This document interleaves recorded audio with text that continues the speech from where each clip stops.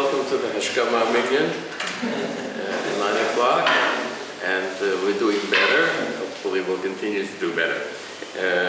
There were two questions that were raised in the blog, but they were raised by people who aren't here yet. So I think we'll delay until, one of them was Michaela, here you are. So Michaela raised, I think, a very important question in the blog. That was, if it's so simple, why is it so hard, right? That's like when you say to your kids, you're so smart, why are you so stupid? So there's something about, I think you were correct in noticing, there's something about what I tried to demonstrate to you last time that seems a little oversimplified. That's life in theory. Everything we're doing in this course is not what happens in the room. In the room, Michaela asked, what are the obstacles? What makes it so difficult? Because you see a couple in the room, and you see that they're spinning around in this complementary thing, which is awfully common. And you say, well, that should be simple. I'll just, get the one who's least troubled to help the one who's more troubled, or the other way, the one who's more troubled to help the one who's less troubled. And then it just fixes itself. And certainly people should want it because they suffer, right? The complementary cycle is one that's stable, but often people suffer it. They feel that they don't have room to grow, they don't have room to create, and that they're essentially caught in a prison. It's an interactive prison, it's a cycle prison, but they feel caught in it. So why should they want to get out of it? What makes it so difficult? One of the things that makes it so difficult is what we're going to learn today, which is that when two people are in a complementary cycle, what they do is enlist the third person, and that's us in the room, a couple with a therapist. The couple will enlist the therapist to make things more stable as a triangle. And if the therapist doesn't notice that he's being part of a triangle, then everything will seem quiet in the room, but nothing will happen with the couple. So that's what we're going to be learning about today. The other is that not everybody can work in the schematized way. Not every couple can work in the schematized ways that I showed you. In other words, there are people who, when you say, listen, if you remember we were talking about John and Eleanor, if you said to Eleanor, that feeling that you have of being rejected, is that a feeling that you had before you married John? And there are many, many Eleanors out there who will say, no, I was fine, it's all his fault. And they say, wait a minute, give me a break, let's just go back over this. And Eleanor will say, if I wanted to go back over it, I wouldn't be here. You have to fix him, he's driving me crazy. And they say, well, wait a minute, you think that you really were fine? So then why, if you were fine, why did you find somebody like Eleanor? Well, like John. And Eleanor will say, he found me. In other words, you won't be able to get to the point of having that conversation. And that's something we'll be talking about next semester when we talk about families with lower differentiation. The complementary cycle doesn't determine the level of differentiation of the couple. Complementary cycles happen all the time. I hope you realized that when you were doing the exercise last week, that this is just a common way for things to get organized and stay stable. So when you see it, for example, in yourself, so hopefully you say to yourself, oh, now that I see it, I can do something about this, because you see, I'm bringing out the worst in him instead of the best in him. And, everybody's job in the world is to bring out the best in somebody else. We're not here to bring out the worst in people. So you say, I can fix that for myself, I can make that change for a couple. You say to Eleanor, did you ever have this feeling before? And Eleanor does all the work. There are clients like that. You don't do much. You say, wait a minute, what you're feeling with John, did you ever have that before? And Eleanor says, it's my mother. Just give me a minute. And she fixes it herself. So there's this broad range in complementary cycles where some clients, all they need to do, hopefully they're more like us, right? But they see it and they fix it. Those are easier families. From those families, you learn a great deal. But there are families that can't do that. And when you can't do it that way, you need to do other things, which we'll be learning over time. So those are two parts. One is depends on the level of differentiation, and complementary cycles can be in more differentiated or less differentiated couples. And the second is the triangle, which we're going to learn about now. Did anybody other than Maria look at the opera? We won't spend time. We'll spend time on the opera if Maria's not here and nobody else saw it. Recommended when you get around to it. You saw it on the blog. You saw that there's a place on the YouTube with the minutes that you can watch. Recommended watch the whole thing, but those are the minutes that we're talking about. What? It's in Spanish? I'm sorry? What language? I don't know. It's in a different language.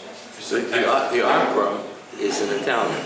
All of Verdi is in Italian. It's a reason to learn Italian because it just doesn't work in any other language. But it's close to Spanish. Italian, but it's Italian. But I gave you printed the libretto in English. So anybody wants it in Hebrew, I have it. But nobody needs that, right? We won't talk about it if nobody's looked at it yet. So today we're moving. You see, we started with what is an individual in the family. Then we moved to what are dyads in a family. Now we're moving 1, 2, 3. Now we're moving to threesomes and how that works. And then the last two lessons this semester, we'll be talking about more than 3, right? That's how families work. So everybody knows one person comes in, that's easy. 2 people come in, that's not easy. 3 people come in, gewalt. 5 people come in, oi gewalt. You know, what are we going to do? So the idea of the semester is to allow us to think about all of those numbers. The number for today is 3. It sounds like Sesame Street, right? Today's number is 3. Now, before we get to the number 3, I want to talk to you about something which is central to understanding family therapy theory. It's not something that people talk about recently so much, but families sure do it all the time. So it's worth trying to understand it. And that's what's called the double bind. Now, the double bind is something that was thought about in the 70s, late 60s and early 70s. It comes out of what's called game theory. In the 60s and 70s, people started to do a zoom out on human relationships and to say, aside from saying, you know, who's Oedipal and who's pre-Oedipal and what your troubles are personally, we can look at the way that people get organized together. And one of the ways that people get organized together is according to this double bind. So I'm going to walk you through it, and then you'll see what it has to do with triangles. A double bind has 4 parts to it, and all 4 have to be there in order for it to be a double bind. So the first part of a double bind is a contradiction. And the simple thing, it's an obvious contradiction. You say, look, stay here and get out of here, or shut up when you're talking to me, right? So in this case, we're going to take the classic Israeli army, or any army, double bind, which is that you are not, I'm ordering you not to follow this order. That happens when people get confused. You know, somebody says, I'm ordering you to go clean the bathrooms, and I'm ordering you not to listen to this order. Right? Now that, by itself, is pretty simple, right? Because you say, huh? Make up your mind. Everybody can see a contradiction. Contradictions are pretty obvious.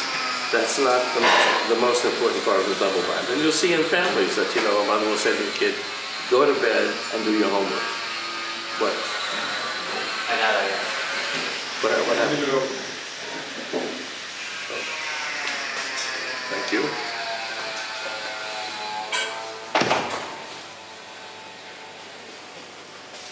Could you also open the door while you're closing it? See, that's easy, right? And contradictions, if you're in a decent space, they just make you laugh, right? Now, that's the first part of the double bind.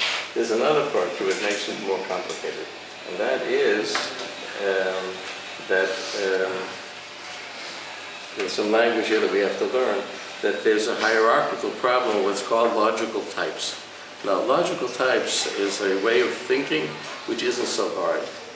It has to do with the difference between a fruit and a pear. Everybody know the difference between a fruit and a pear, right? So, which is of a higher logical type, the fruit or the pear? The fruit, right? Because the fruit includes the pear, right? So things that are more general are a higher logical type. That's all logical types are about. But there are oftentimes in human discourse muddles about logical types. For example, if I would ask you, what would you like to eat now? Would you like a fruit or a pear? Would you like a fruit or a pear? Now, choosing is an operation that takes place between things on the same logical type, right? You can't choose between a pear and a fruit which includes the pear, right? So if we take an operation like choosing, and we say choose between a fruit and a pear, this isn't so complicated, right?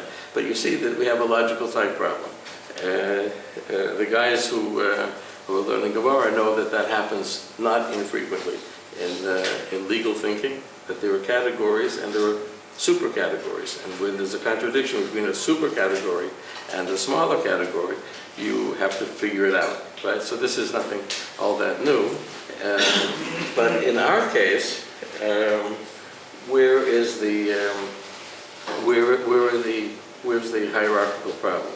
What happens in the order to not follow the order is that by giving an order, right? That's a process between people. I'm your commander, you are my soldier, so you take commands. The fact that I give commands is a higher logical type than the content of the command.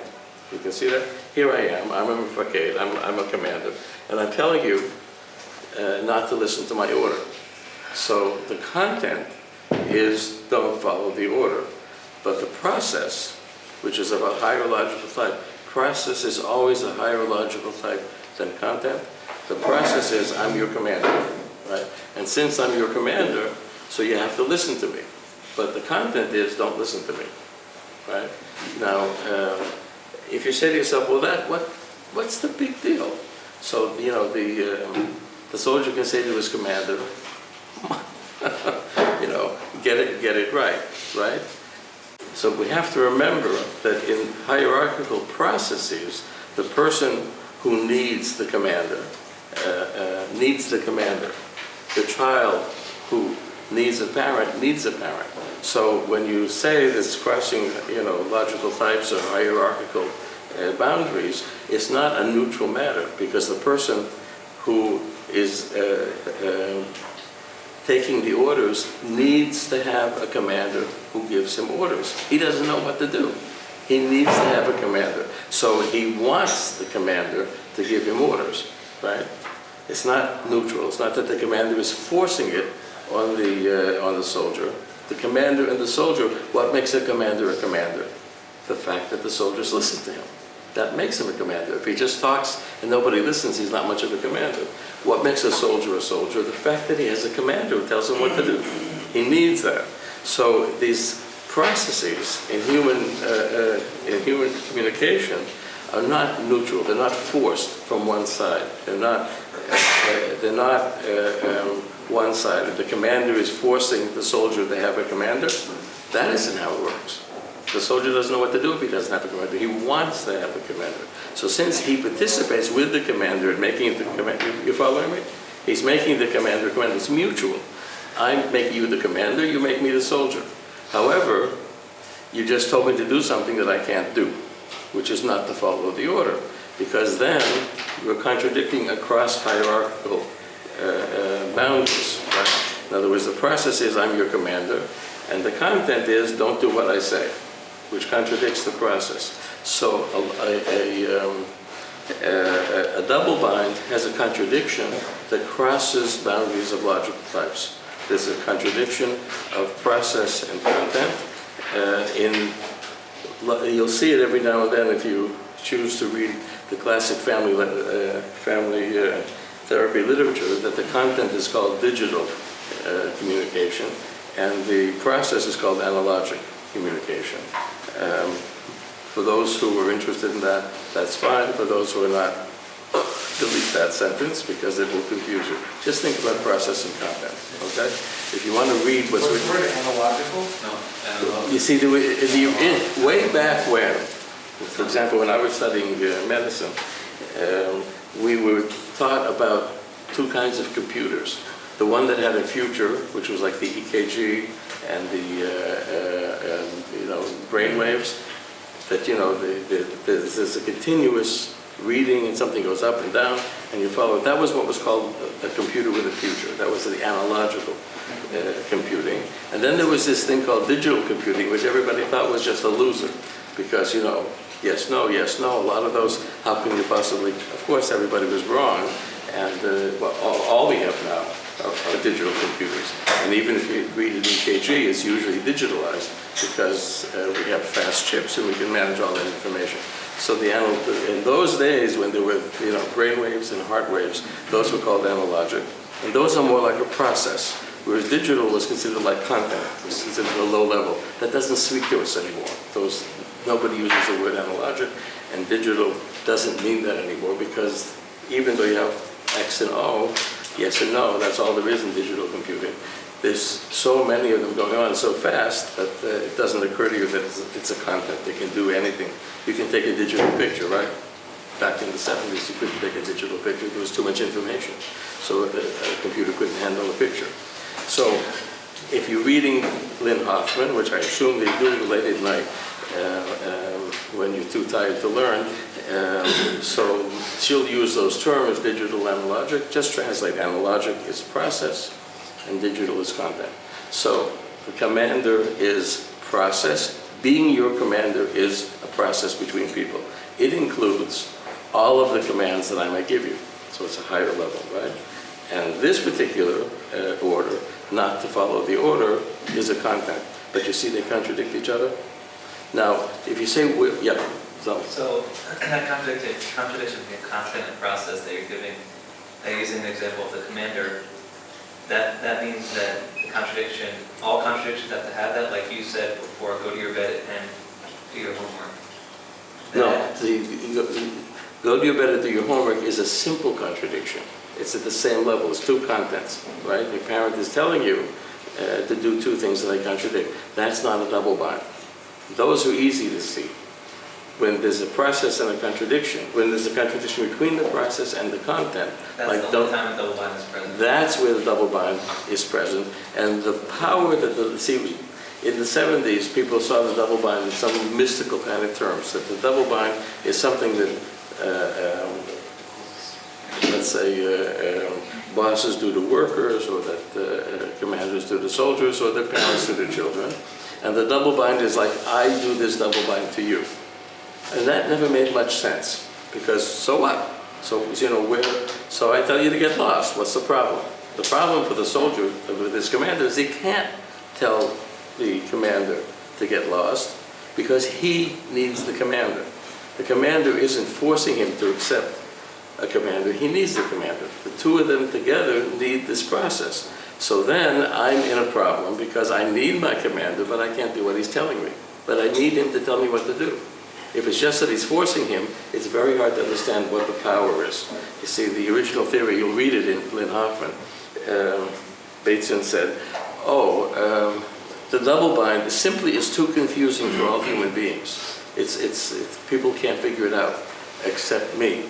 That didn't make a whole lot of sense. Like, you're a human being, you figured it out, what's the big deal here? So there's something mystifying about it. What we're trying to do is to make it more of a human process, but it's a process where hierarchies are created from both sides.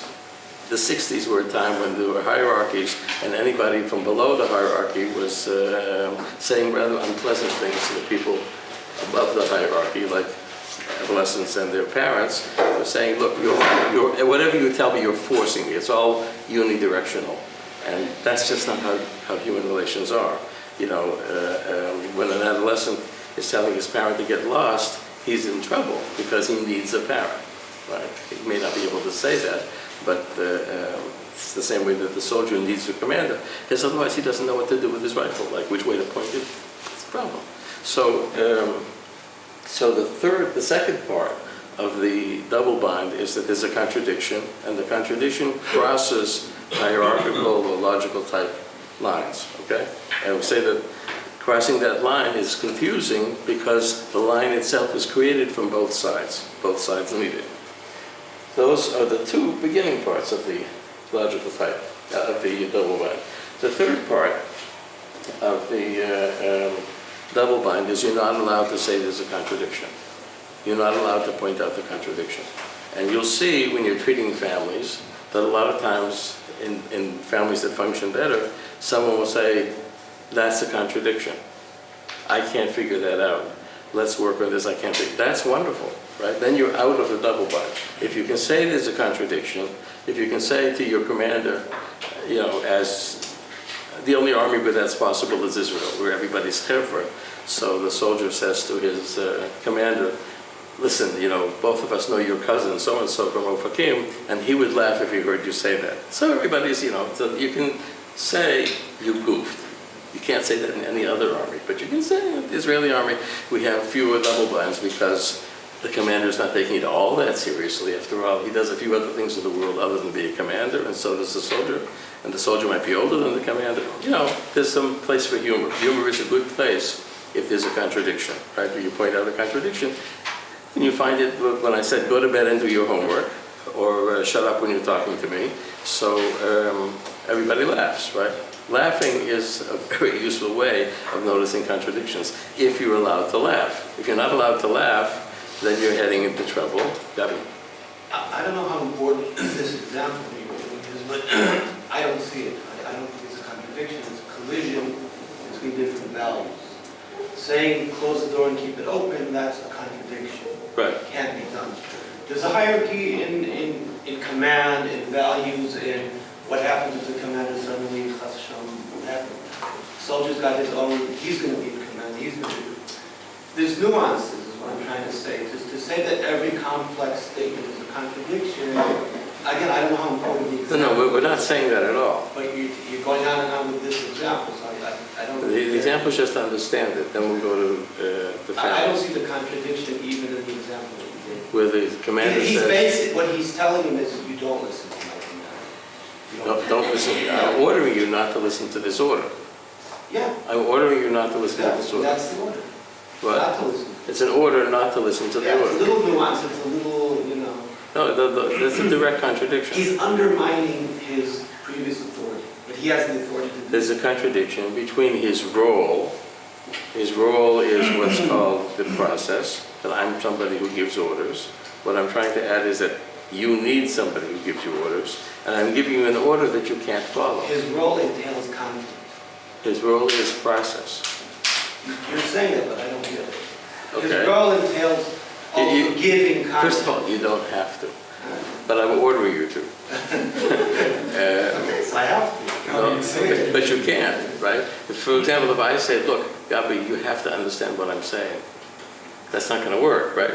Okay. So, but you're raising a question which, let's just try to make sure we all understand the question. There are no questions that belong to one person when you're learning, right? So, let's hear what... The example you gave from Gemara, from legal systems, is excellent, because that's what you do all day, is the hierarchy between what's That's what you more, do what's all day, less. right? What? That's what you do all That's day. what I do all day. Right. So Okay. I don't see a contradiction. Right. All the Achronim work hard to make sure that we can work it all out, and there's no contradiction. No, if you can say there's a contradiction, you can work out any contradiction. The third part of the double bind is that you're not allowed to say there's a contradiction. And that would happen in every army except Israel, where you're not, you'll be in the brig for insubordination if you say to your commander, I can't follow that order, because you just ordered me not to follow the order. And I can't follow the order not to follow the order, because then I'm following the order. So then I won't follow the order, but if I'm not following the order, then I'm following the order, and you told me not to follow the order, because there's a contradiction, right? There's a contradiction between you giving me an order and what the order says. I don't agree with that. Was it? I don't agree with what you're saying. You don't- Unless the order that he gave did not follow the order was inherently, degel shachor. No, Inherently an illegal order. So he's telling you, I'm telling you not to say this person's Yeah, life. so that's the Israeli army. You say that's an illegal order, Right. and everything, somehow gets worked Right, out. that's how But in it is. every other army, For example, anybody read Catch-22? Yeah. Okay, Catch-22, and women don't read Catch-22, do they? Catch-22 is a classic about the Korean War, where everybody realizes that they're just getting slaughtered for no reason whatsoever. That sometimes is what people notice in the war. And so Yossarian decides that he's going to get out by claiming insanity, right? Because he wants to get out. So he wants to prove that he's crazy so he can get out of the army. But the army defines that that's the most sane thing you can do, is to want to get out of the army. So he goes and he shows that he's crazy, and they say, but the fact that you want to get out shows that you're not crazy, and then that's Catch-22. That wouldn't happen in Israel, but that happens in every other army. And we'll see in a minute that what we're going to is families, right? So hold your question, let's see where it goes with families. So the third part, yeah? Just when you say about contradiction not being recognized, do you mean it can't be verbalized? It can't be verbalized, and actually you're not allowed to notice it. Think about families with lower differentiation, right? Where the child is not allowed to think that his father may be off the wall, right? For example, that the father says, come here, I'm going to beat you.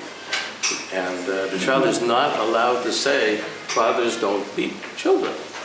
That's not what fathers do, right? The child's not allowed. Is thinking it, would that be... He's not allowed to think. Well, we'll get to that when we get to families, but certainly you're not allowed to verbalize it. In other words, you're not allowed within the system to say, there's a contradiction here. There's a contradiction, and you're not allowed to say it. That's the third. You'll see families like that, and you'll say to yourself, whoa, why is everybody going along with this?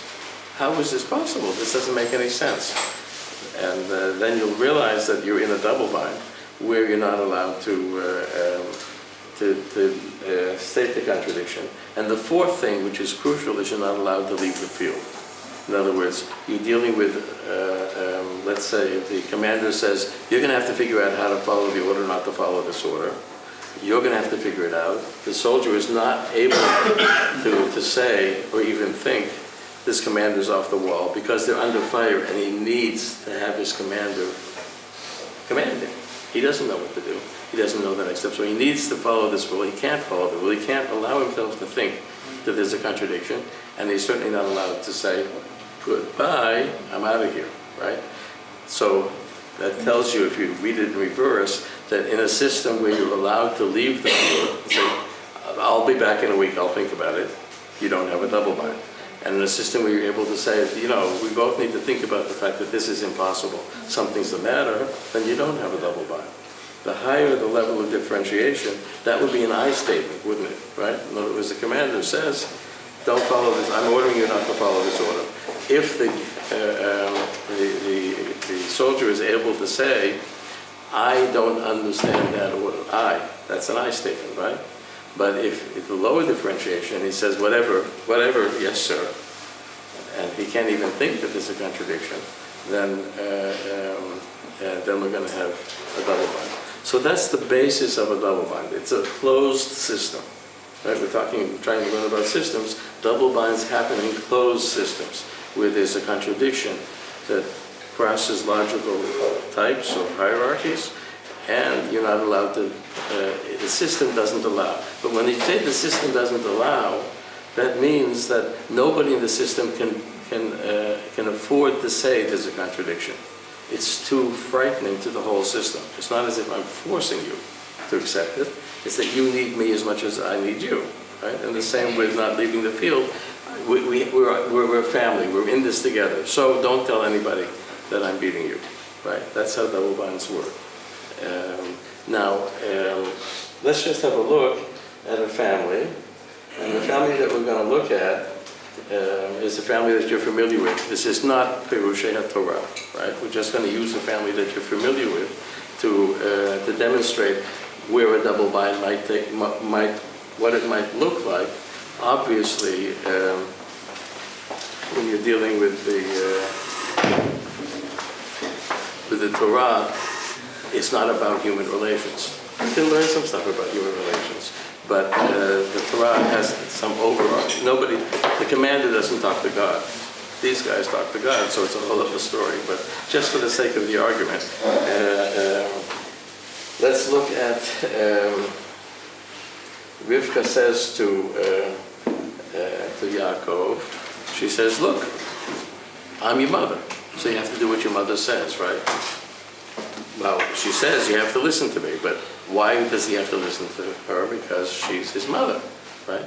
It's an order, right? It's a hierarchy. You're my mother, so I have to listen to you.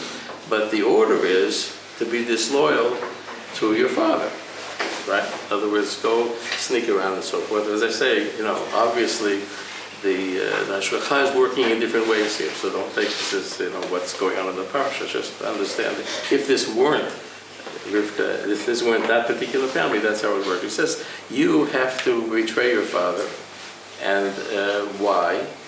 Because you have to be loyal to a parent. Okay, so being loyal to a parent is listening to me, and being disloyal to a parent is the content. So we have a contradiction between content and process. Be loyal to a parent, be disloyal to a parent. Okay? And now, if you say to yourself,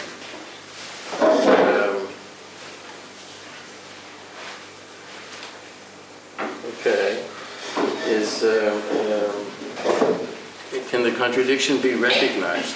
In this particular story, it isn't. Right? In other words, Yaakov doesn't say to Rivka, what about Kibud Av? It's a little missing there, right? You could think about it a different way. He doesn't say anything. He doesn't say there could be a possible contradiction. He goes along with it, and he does what he does with his father. Now, obviously, in the Torah, we're dealing with Ruach HaKodesh working itself out, despite human systems. So we're just looking at the human part of it, right? But he doesn't recognize it. And what say? He asked Rivka say that I'm going to take it on myself. Yeah. So he is saying, like, how can I go against my father? And she said, don't worry, I'll take care of that. That's one way to read it, but that's adding it in. In other words, that statement. You're taking the basic. I'm taking just the story. The words of the story, right? In the words of the story, just for the sake of argument, in other words, he doesn't say to his mother, "Oops, what about Kibud Av?" And taking it on yourself is also problematic, unless you happen to have Ruach HaKodesh. It's a little problematic to say, I'm going to take this on myself, because it's a mitzvah, it's a problem. So this goes on, and now why can't, in this, seeing it as a human story, why can't Yaakov say to his mother, what? You can't tell me to be disloyal, because why should I be loyal to you and not to my father? How does this work out, right? But he can't say it. Now, why can't he say it? Is she using force? Is she saying, look, you tell me that and I'm going to cut your head off? No, or dress you like an animal. She doesn't say that. She says, he accepts it. Why does he accept it? Because she's his mother. Because he needs a mother. Because he needs to have direction. And so he doesn't say, you can't say this. He goes along with it. And he so... He also needs his father, but... What's that? He also needs his father, but so he's conflicted there. He also needs his father, and he's going on to do something that is very problematic to do to his father. And, we all know that the ways that this is, Anochi, Esav, Bincha, there's ways of working the text, but as a simple human text, which it is not, but as a simple human text, he's in trouble, right? So he doesn't point out the contradiction. It's a contradiction of logical types. And so what keeps this story from being a closed system? There are four parts of the reverse of the double bind. There's a contradiction. There is. It crosses logical types. It does. He doesn't. You don't state the contradiction. He doesn't. What happens right after the end of Toldot? He leaves the field, right? In other words, you can see Yaakov in Beersheba as a way of saying, this is what saves the system from being a closed system. He needs to be out of there. And actually, she sends him away. And by sending him away, he's no longer in the bind. He goes to Haran and finds some other binds, but he leaves the field. So it's one way of understanding the say Yaakov in Beersheba. In Beersheba we say, how can you prove that Yaakov is a very bright man? He left Beersheba. But aside from that, he left the field, right? So now this triangle is what's called the perverse triangle. That's what you'll be reading about in anybody reading Lynn Hoffman? Oh, good. Okay. So she talks about the perverse triangle. Here we go. So I'm not making this up, and you can read it in the... Is it worth reading? Yes. Is it a good book? I mean, I've been reading what you've given, like Right. in this, but yes. Yeah, okay. There we go. Thank you very much.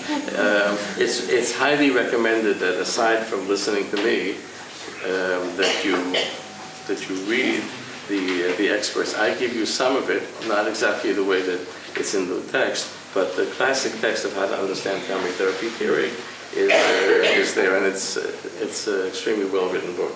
So this is what's called the perverse triangle. What makes a triangle perverse?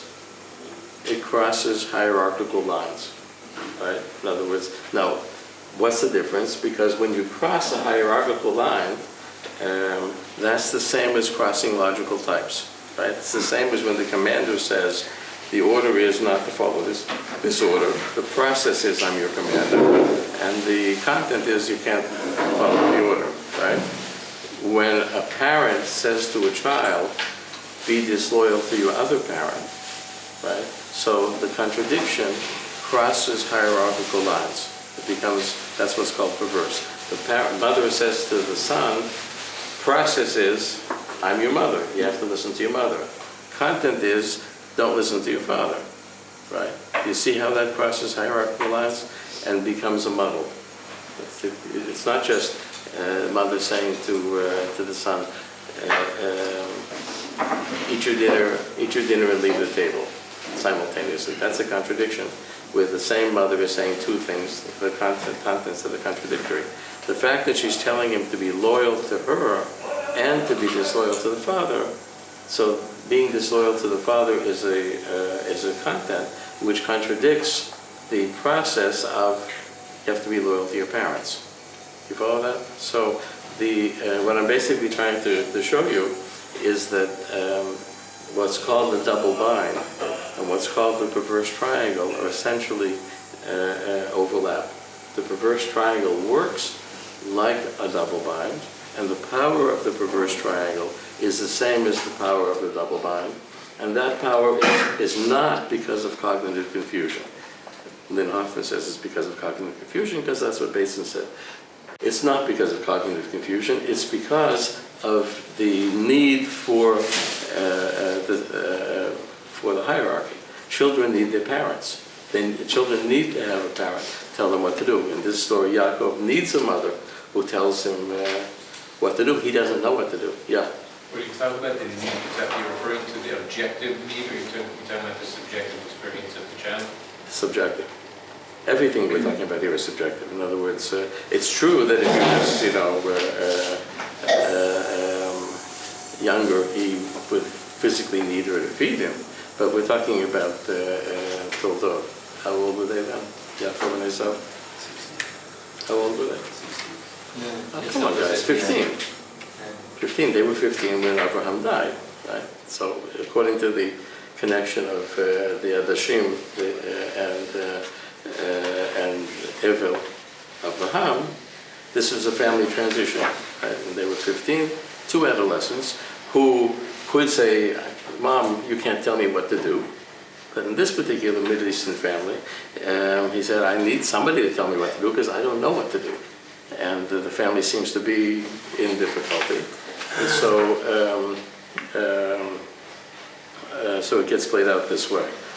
You see how we take the perverse triangle, we take the double bind, and we understand them to be the same process? Because you need the process, right? So when a parent tells a child, listen to me, it's not something that's being forced on them. When you say hierarchy, the word, you know where the word hierarchy comes from? Hieros in Greek is a priest. That's the word for Kohen in the translation, the Greek translation. So hierarchy means that there's a power that's given to somebody who has a special standing.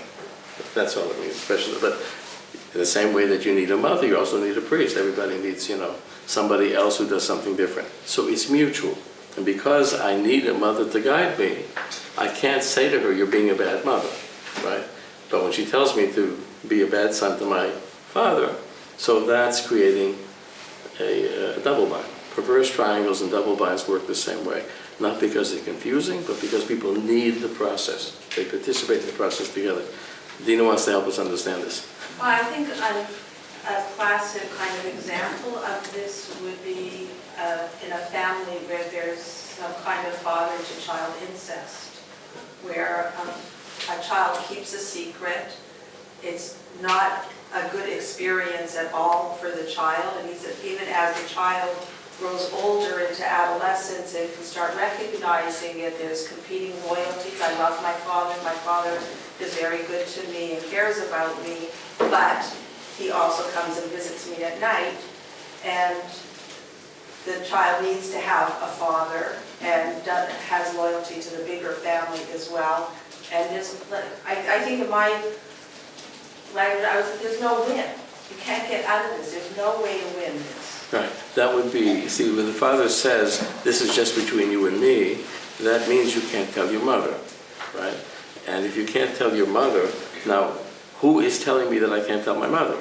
My father, right? So what process is the father's? It's a parent, right? So what the parent is telling the child, you and I, you listen to me because I'm your parent, but you don't engage your mother, even though she's a parent, right? So that would be a perverse triangle, and it works like the double bind. And if he says, you can't tell anybody, which is like saying you can't say, this is what fathers do to children, this is, in other words, to pay attention to the contradiction. And you certainly can't leave home, because the family culture in families where that happens is that we're a closed system. If you leave, you're dead. You can't leave us. There's no way that you can survive or we can survive, and so forth. So you have to protect the family by keeping it inside. So you have a contradiction that crosses hierarchical lines. You're not allowed to state the contradiction, and you're not allowed to leave. So you have a double bind, right? And there is no exit. In other words, double binds have this power, but not because the father is just ordering the child to be silent, because the child needs the parent, right? He needs a father. And if you're talking about sexual abuse, if the sexual abuse begins early enough, the child feels he's a full participant in it. So it's not actually being forced on him. That's how seductions work, yeah.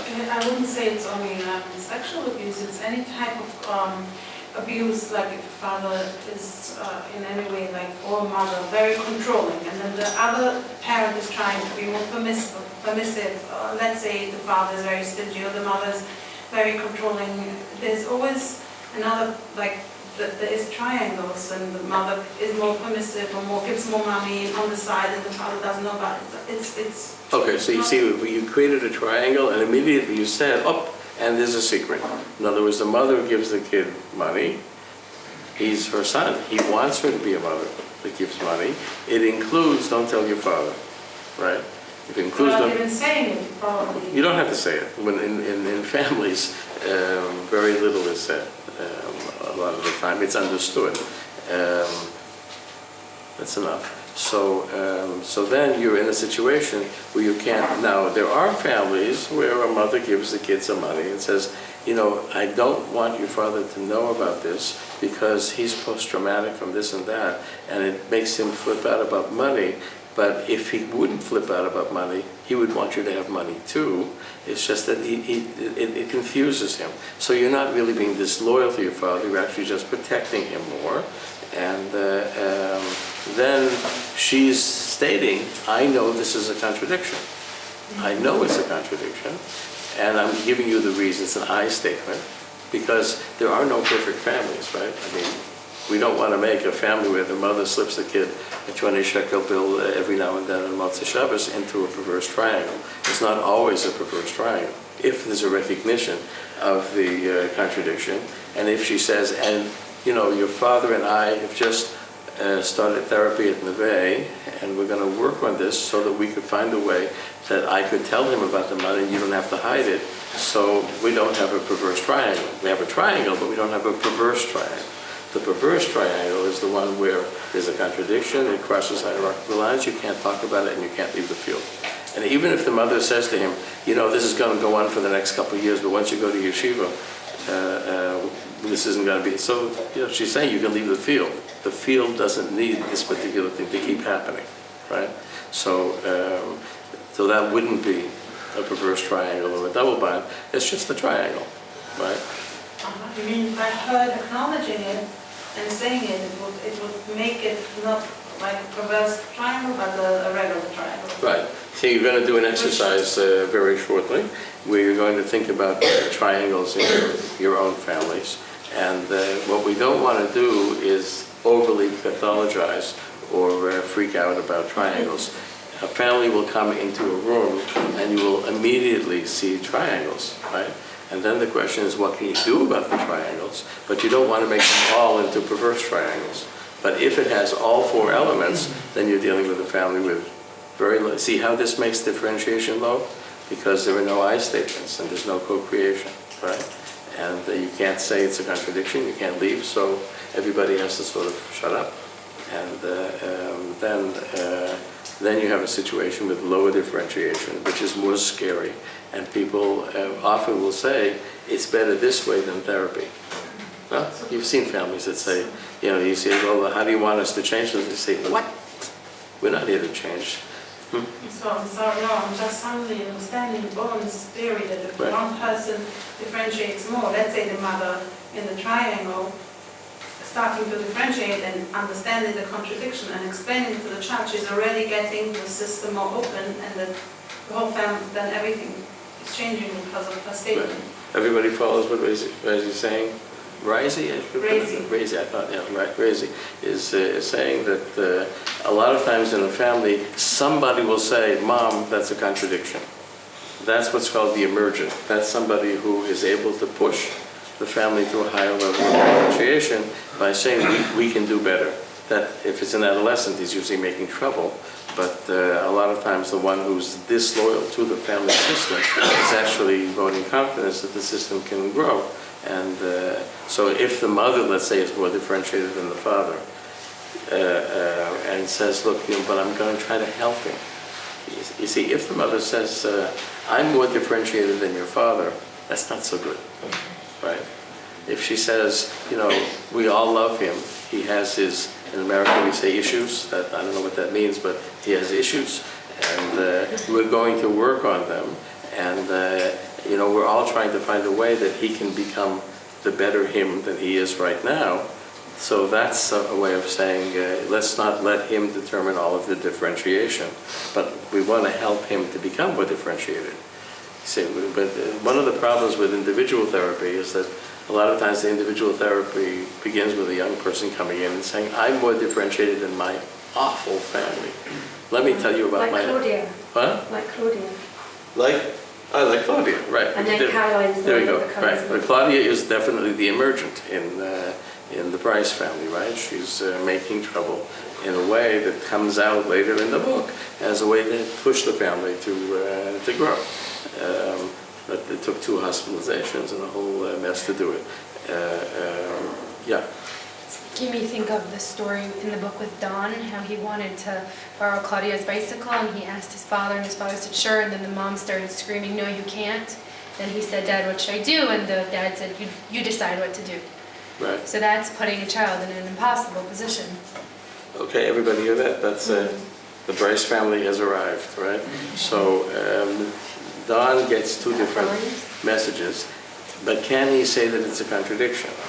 In other words, if Dad said no, Dad said yeah. Dad said yes, Mom said no.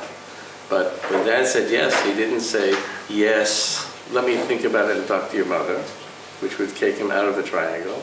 When Caroline said no, she didn't say, have you asked your father?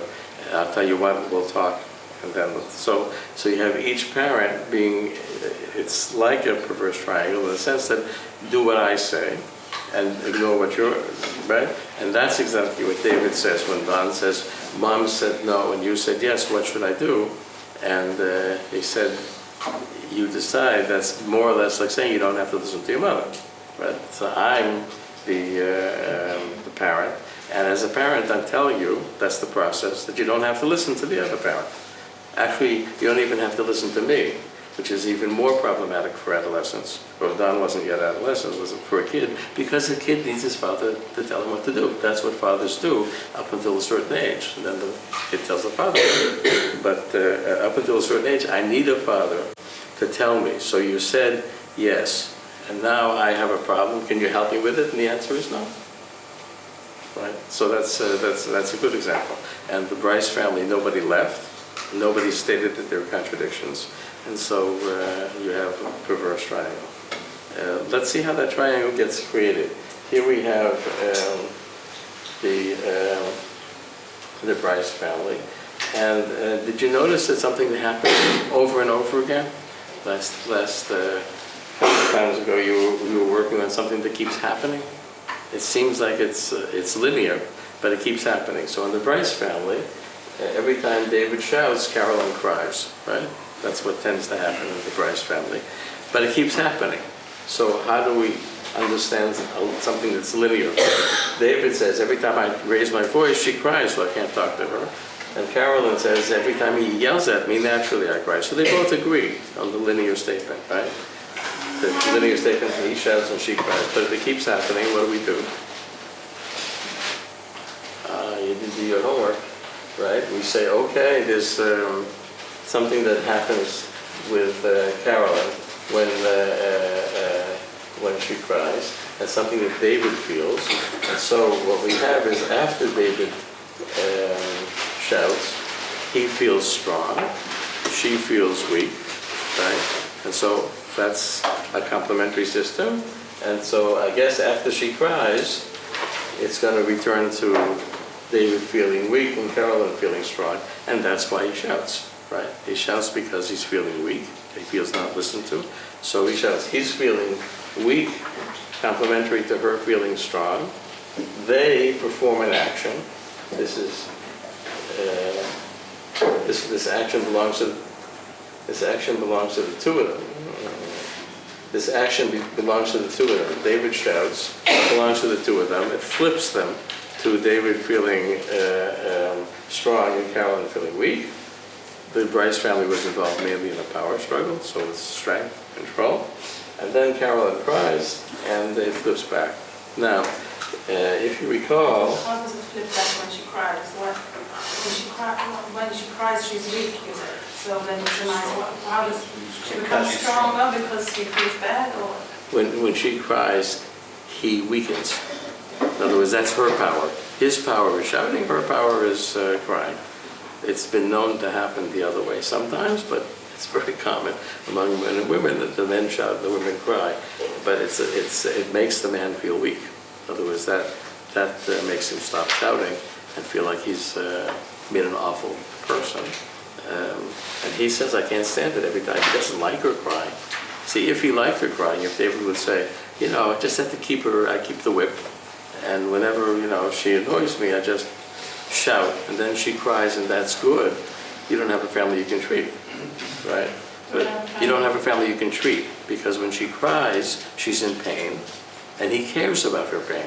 So when he sees that he has a wife who's crying, he feels weakened. He feels like he's a bad husband. He feels, right? So that weakens him. So crying is you could say, well, if we look at it just subjectively, when you cry you feel weak. Well, life is not only subjective, because when you cry, that makes the other guy weak, so that's your power. If it keeps happening. It's not like, somebody's intending it, the same way that he's not intending exactly what he's doing. He doesn't want her to cry. But that's what happens, and then when she cries, the other thing happens. So, do you follow that? This is sort of just a brief review, Esther Vital. I know initially Claudia had gone into individual therapy. If that had been the end, and that's all there was, could the family have changed with that alone, or would it really have taken the whole family coming in to make the change? That's what we're about to get to. Okay. That's exactly the point. Okay. Moshe. Why is the assumption that when Caroline cries, David feels weak? Maybe it's Caroline crying that David feels less threatened, and then he can really feel his fears, which means she becomes less of a threat to him. Right. But she does, in this case, that's not what happens. Her crying becomes more of a threat. I'm sorry. In this case, when she cries, he feels weakened. Not in every case. In other words, we can't say, oh, we know what crying does. You have to see how it works. So you zoom out and watch the family and see what happens. In this case, when she cries, he feels like he feels more threatened because he's feeling that he can't do anything to help her. He can only live at her expense, and she can live at his expense. That's the way the complementary cycle works. And if you recall, what we would like to have happen, this is to answer your question, Shavita, we would like Carolyn, when she's feeling strong after she cries, to look at David and say, what can I do for you? How can I help you? Now, if we, the therapist, we would say to Carolyn, we would say to David when he's feeling threatened, where does that come from? What happened? And this isn't the way Whitaker and Napier did the therapy. There's lots of ways to do therapy. That's one of the reasons I wanted you to read that book, to see another way, right? But if we were doing it in this model, and after Carolyn cries, David is feeling weak, so before he shouts, right, we would say to Carolyn, after you cry, what do you see? I see that he looks awful. He looks awful. So he asked David, awful? Is awful. I'm being rejected, I'm being controlled, whichever one it is, right? Disrespected. Let's say I'm being controlled, I feel weak. And so we would say to David, oh, weak. Did you start to feel weak when you married Carolyn? He says, yes. I said, well, let's think again. A little bit of weak here and there. Let's go back to age 16, 12. Where we take this, you know how it feels. You know exactly how it feels when you're weak. What was closest to that before you met Carolyn? Oh, as a matter of fact, and so forth. And then we say, well, so this you brought to the marriage. And how can Carolyn help you when you're feeling weak? Because the way it works here is that he shouts, and then, I'm sorry.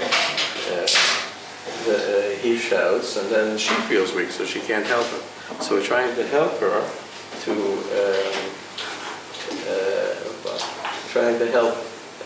Carolyn to help David. So the two of them can be in the positive place. So we say to her, we say to David, what would help you when you feel weak? How could Carolyn help you? And we get to the schematic and not so easy to affect clinical point that David says, if she could just accept my weakness, if she could just look at me when I'm feeling weak and say, I still love you when you feel weak. You don't have to run this cycle. So then she would be doing something for David, and then we'd be moving ahead into therapy. It is not so easy, but that's what we'd be looking for. But you see, what ends up happening in the Bryce family is that it moves from David shouting at Carolyn and Carolyn crying at David to David shouts at Claudia and Carolyn cries over Claudia, right? And so what Claudia is doing is creating a triangle. In other words, now when David let's say David feels weak, he shouts at Claudia. When he shouts at Claudia, that doesn't necessarily make Carolyn weak because it's about Claudia. And then Carolyn cries over Claudia, that doesn't necessarily make David weak.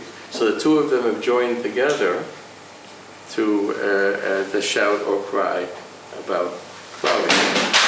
And that allows Claudia to balance the system. Now they're not shouting. Have you seen families like this? That instead of the couple shouting at each other or crying at each other, the kid takes it on. That's, Benjamin said something about the kid taking it on. So the kid takes it on, not consciously, but he creates trouble, right? So Claudia comes home at 3 in the morning, half naked, And that's what goes on in the family, right? So she's doing these wild things.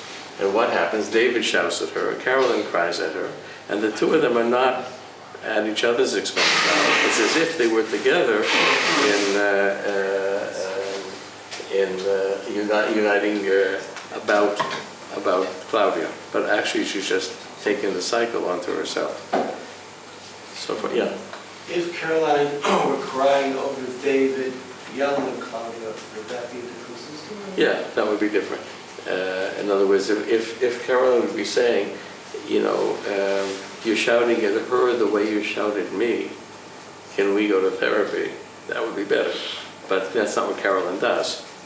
He shouts at Claudia, she cries over Claudia. So the two of them are busy with Claudia, and Claudia has managed to make the complementary cycle about her. She's triangulated it.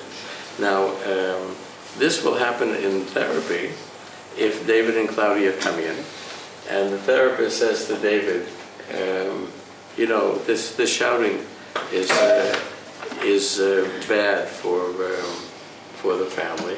And guess what happens when the therapist says that? Carolyn cries and says, I don't see how you can say that to my husband. And so the therapist says, this is interesting. Why are you trying to protect him? We're trying to, you know, to understand what's the matter with him. And then David shouts at the therapist and says, this is not what we came to therapy for, at which point Carolyn cries again. And the therapist feels like, and the couple leaves the room saying, thank you very much. This was a very good session. This helped us a great deal. We'll be back next week for this. So they come back next week and do the same with the therapist, right? So the therapist has become triangulated into the couple system. And that's exactly that's the question that you were asking. If it's so simple, why is it so hard? Because when there's a complementary system, it becomes stabilized when you bring a third person into it. And then, you know, the therapist is not seeing only David and Caroline for couples therapy, and it seems to be, and then the therapist says, what goes on with Claudia? And the therapist deeply understands Claudia, because he and Claudia are doing the same thing, right? In other words, the two of you start to be like the IP. You start to, in trying to get subjective understanding of something that's not just subjective, the system gives you a role which is not what you intended. The system gives you the role of a triangle. Does this make sense to you? Anybody been there yet? Wait, you'll be there. Yeah. For example, let's say that Claudia comes into the adolescent unit, and the adolescent unit, not here, God forbid, you know, someplace that doesn't do a family intake, and says, "Oh, sweetheart, your parents are just you need new parents, but we'll help you to understand how much you need new parents, right?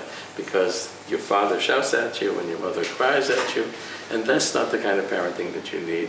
And I'm the kind of parent that you need, right? That's what adolescents do. They enlist us to be the kind of parent that they need. And then, if life was simple, the adolescent would say, oh, that was wonderful. Now I can tell my parents, you know, how to be parents, and they'll listen to me.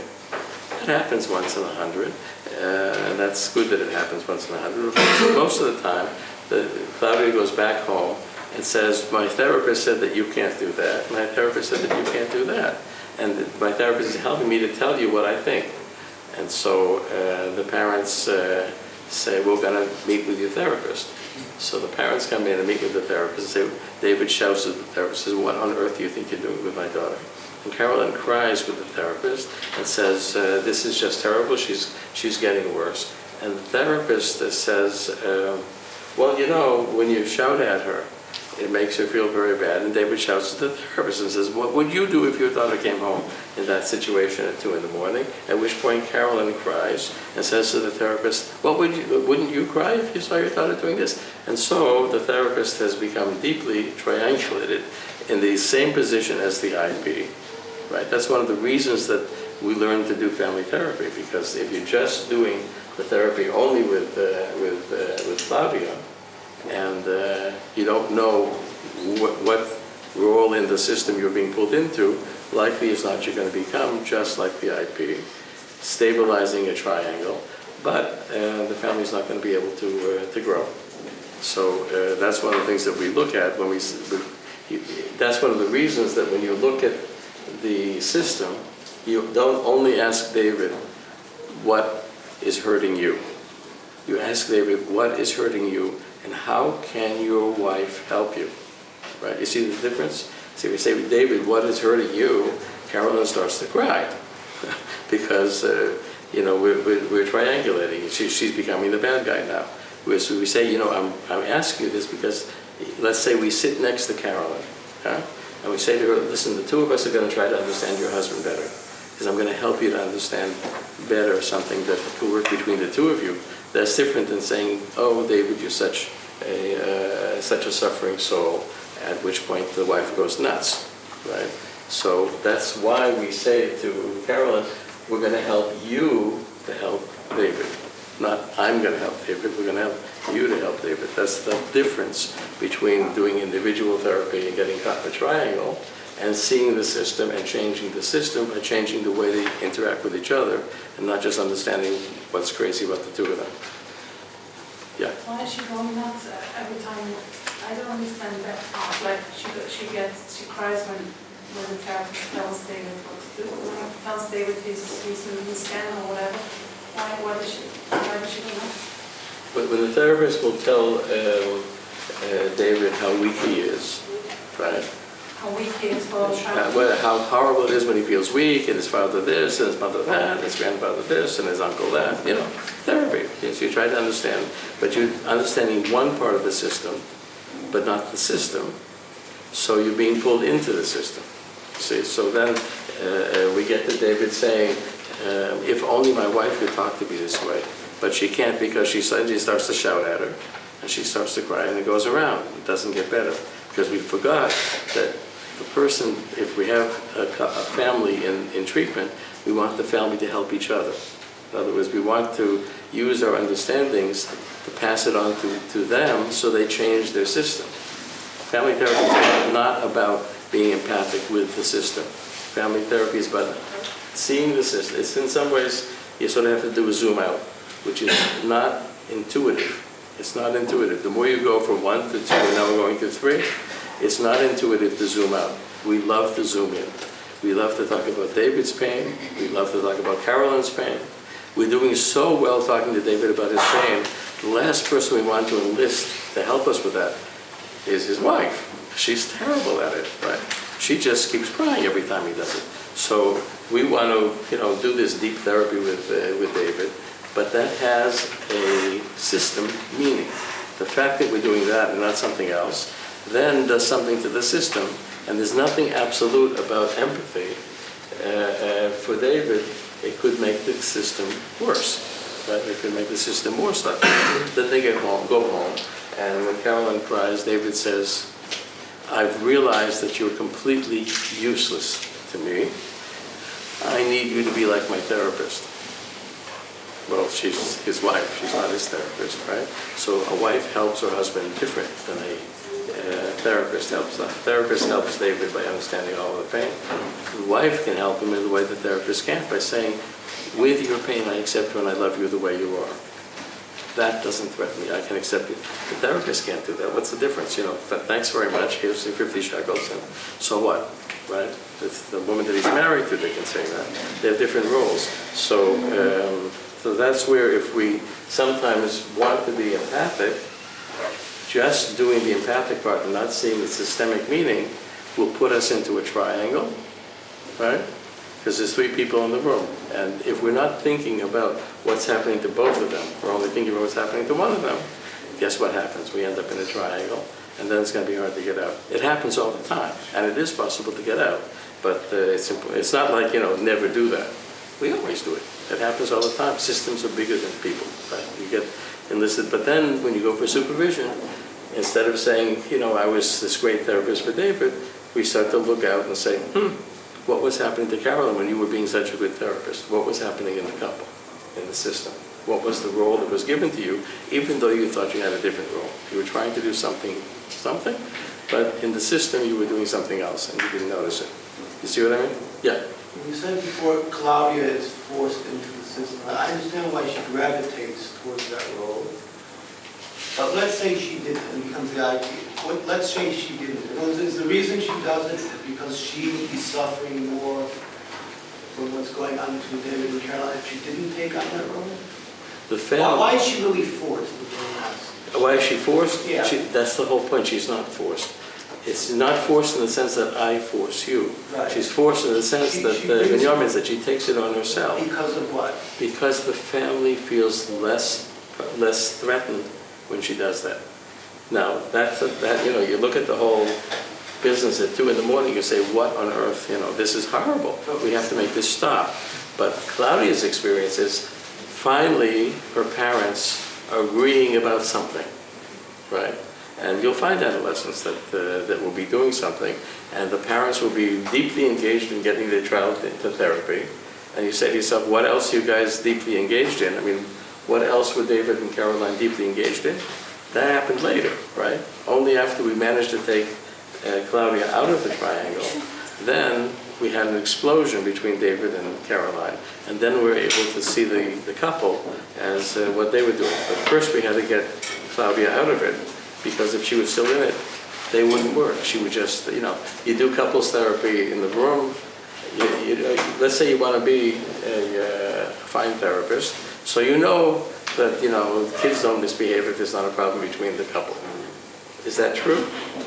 A lot of times it's true. Nothing's ever always true, but that's a common thing. So then the logic is, okay, so now we know what to do. Claudia, shut up, and we're going to do couples therapy with your parents and help them to talk to each other, right? So Claudia shuts up. The parents do whatever they do in the room. We think we're getting somewhere. And guess what happens at home? Claudia has much more power in the system than we do. So at home, Claudia just has to come home at 3:03 naked, right? And then the family's in a crisis again, and everything we thought we were doing disappears because we can't ignore Claudia as being part of it. We have to help her to take herself out of it. If we help her, we'll get to that later in the next semester. How do you help Claudia take herself out of it? When she takes herself out of it, then the couple can work, but not until then. That's how the triangle works. Yeah. So in this case, eventually that's what happens, and then it shifts to Don. Right. So why isn't she then at that point think I'm older and more experienced? Why doesn't she shift herself back into Don's position? Because she's wiser, she understands.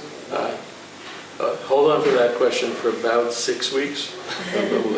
We'll get to it. These are good questions, but we need to see. We're seeing 2. We're beginning to see 3. We have a few numbers to start to see before we can answer all of them. One last question, and then we're going to do the groups. Is it an option to bring in, let's say there'd be a third, the triangle would be something that can really handle both of, that can really handle being a mediator between them. Would that necessarily be a problem? Like let's say you teach them to have God as the third wheel. Right. Could that be conducive to the relationship? Or? If you had... It's not a religious question. What I mean to say is the problem that it's not adapted third wheel that you have Claudia who's clearly not up to being a third wheel, but let's say be able to have the therapist all the time around the couple, so then they could function well. Right. So if in higher differentiated families, and you'll see them, therapists become superfluous very quickly. In other words, there's an internal therapist in every person. Therapists didn't create this business. We learned it from people, right? So if David is able to see that Claudia cries and say, sweetheart, what's going on between us? Let's just try to say this. So it's as if there's a therapist there. And I'll tell you one last thing, and then we'll go into the groups. That's when you can stop treatment. When do you stop treatment? When you become superfluous. When what you do in the room happens at home without you, right? That's the sign that you can stop treatment. That you become with the therapeutic function becomes part of the family, and it's as if they're living with a therapist. In other words, So the role of the therapist is to become an adaptive third wheel that they can then bring into their relationship, but not Well- necessarily to pull himself out then.